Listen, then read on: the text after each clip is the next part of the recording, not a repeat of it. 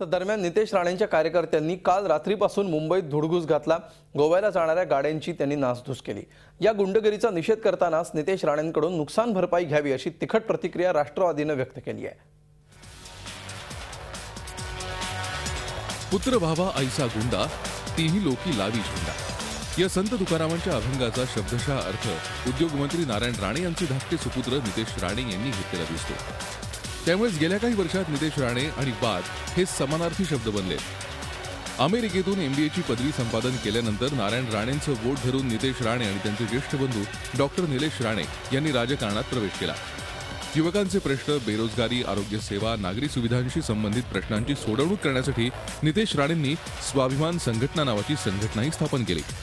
त्यांना मुंबई युवक काँग्रेसचे सरचिटणीस पद देण्यात आलं, पण तत्कालीन युवक काँग्रेस नेतृत्वाशी पंगा झाल्यानं डिसेंबर 2008 मध्ये त्यांनी आपल्या पदाचा राजीनामा दिला।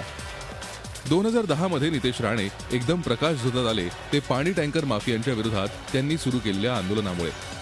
या टँकर माफियांची मुंबई महापालिकेतली सत्ताधाऱ्यांशी युती असल्याचा आरोप त्यांनी केला।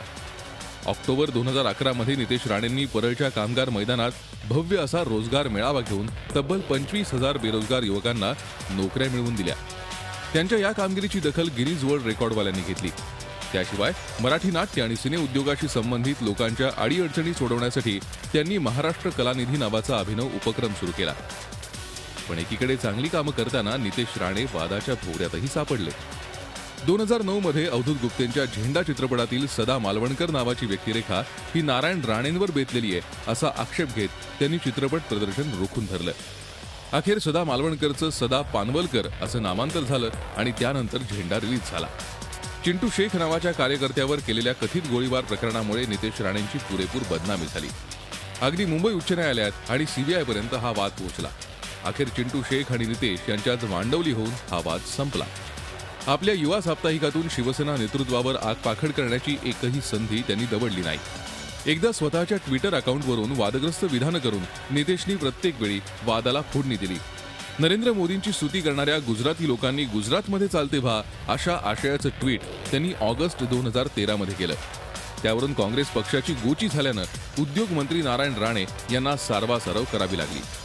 नरेंद्र मोदींची स्तुती केल्याबद्दल गानसम्राज्ञी लता मंगेशकर आणि गुजरातचा ब्रँड अँबॅसेडर असलेले महानायक अमिताभ बच्चन यांनाही नितेश राणेंच्या टिवटीवादाचे प्रहार सहन करावे लागले होते। आता गोव्यातील चेकनाक्यावरील तोडफोड प्रकरणामुळे नितेश राणे पुन्हा गोत्यात आलेत। नारायण राणेंच्या कुडाळ विधानसभा मतदारसंघातून निवडणूक लढवण्याची तयारी नितेशने चालवली आहे। पण नारायण राणेंसारखा शीघ्रकोपी स्वभाव त्यांच्या या शेंडेफळाला बदलावा लागेल, अन्यथा काही खरं नाही। Bureau report, Zee media, Mumbai. Zee 24 तास, एक पाऊल पुढे।